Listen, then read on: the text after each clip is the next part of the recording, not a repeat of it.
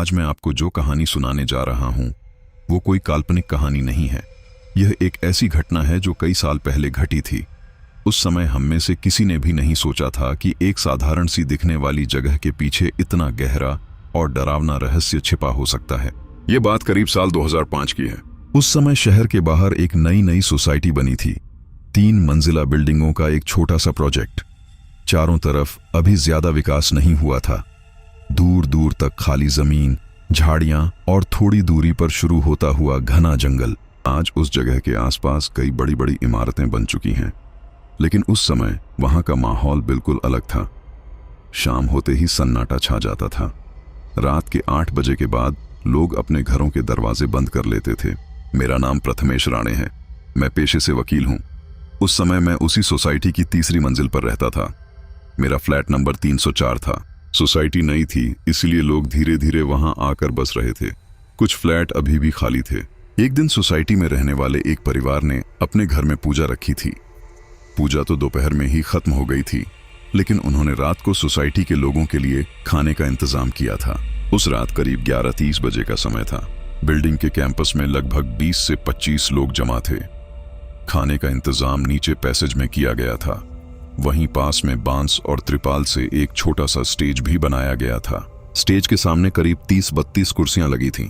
एक ऊंचे खंभे पर लगी हैलोजन लाइट पूरे कैंपस को पीली रोशनी से भर रही थी। लोग खाना खा चुके थे और अब सब वहीं खड़े होकर बातें कर रहे थे। कुछ लोग सोसाइटी के रजिस्ट्रेशन के बारे में बात कर रहे थे। कुछ लोग इस बात पर चर्चा कर रहे थे कि यहाँ वॉचमैन रखना जरूरी है, क्योंकि असली समस्या यही थी कि बिल्डिंग के पीछे जंगल था। रात को वहां इतना सन्नाटा हो जाता था कि हल्की सी आवाज भी डर पैदा कर देती थी। किसी ने मजाक में कहा, यहाँ तो भूत भी आराम से रह सकते हैं। सब हंस पड़े, लेकिन उस हंसी के पीछे थोड़ा सा डर भी छिपा हुआ था। मैं उस समय स्टेज के पास खड़ा था। मेरे हाथ में पानी का गिलास था और मैं सामने खड़े लोगों की बातें सुन रहा था। तभी अचानक हैलोजन लाइट झपकी।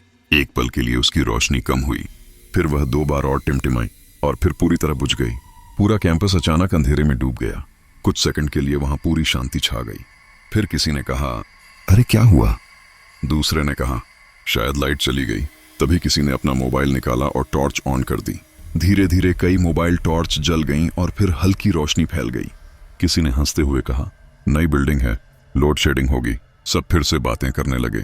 लेकिन तभी अचानक एक औरत की जोरदार चीख सुनाई दी। सब लोग चौंक गए। अंधेरे में से एक औरत भागती हुई हमारी तरफ आ रही थी। वह इतनी बुरी तरह घबराई हुई थी कि उसके कदम लड़खड़ा रहे थे। जब वह रोशनी में आई तो हमने देखा कि वह सुनीता ताई थीं। उनका चेहरा बिल्कुल पीला पड़ चुका था। वह कांप रही थीं और बार बार एक ही बात कह रही थीं, वो औरत नहीं है। कोई कुछ समझ नहीं पा रहा था। हमने उन्हें एक कुर्सी पर बैठाया। किसी ने पानी दिया। कुछ देर बाद जब वह थोड़ा शांत हुई तो उन्होंने जो बताया उसे सुनकर सबके रोंगटे खड़े हो गए। उन्होंने बताया, खाना खाने के बाद वह थोड़ी देर टहल रही थीं। कुर्सियों की आखिरी लाइन के पास थोड़ी खाली जगह थी, वहीं वह बैठ गई थीं। उनके पति उस समय हमारे साथ बातचीत कर रहे थे, इसलिए वह वहां अकेली थीं। अंधेरा ज्यादा था, इसलिए उन्होंने कुछ देर के लिए अपनी आंखें बंद कर लीं। तभी उन्हें लगा कि उनके पास कोई बैठा है। उन्होंने आंखें खोलीं।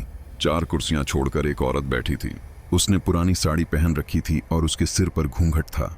सुनीता ताई को लगा कि शायद सोसाइटी की कोई महिला होगी। उन्होंने ज्यादा ध्यान नहीं दिया, लेकिन थोड़ी देर बाद उन्हें लगा कि उस औरत में कुछ अजीब है।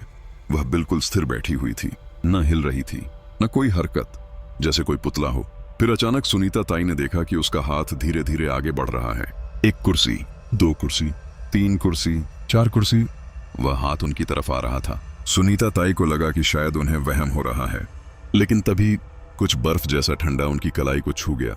उन्होंने नीचे देखा और उनकी सांस रुक गई। उस औरत का हाथ उनकी कलाई पर था, लेकिन वह औरत तो 4 कुर्सियां दूर बैठी थी। फिर उसका हाथ वहां तक कैसे पहुंच गया? सुनीता ताई ने डरते हुए उस औरत के चेहरे की तरफ देखा, और जो उन्होंने देखा उसे याद करके आज भी वह कांप उठती हैं। उस औरत का चेहरा पूरी तरह काला था और उसकी आंखें पूरी सफेद। गर्दन नीचे झुकी हुई थी, लेकिन उसका चेहरा उनकी तरफ मुड़ा हुआ था। उसी पल पूरे इलाके की बिजली चली गई। घोर अंधेरा, और उसी अंधेरे में सुनीता ताई चीखती हुई भागी, कुर्सियां गिराते हुए, लड़खड़ाते हुए, सीधे स्टेज की तरफ। और अब वह बार बार चिल्ला रही थीं, वो औरत नहीं है, वो औरत नहीं है। हम में से करीब 10 लोग मोबाइल टॉर्च लेकर पीछे गए, लेकिन वहां कोई नहीं था। सभी कुर्सियां खाली थीं। बिल्डिंग का गेट बंद था, कोई अंदर आया भी नहीं था।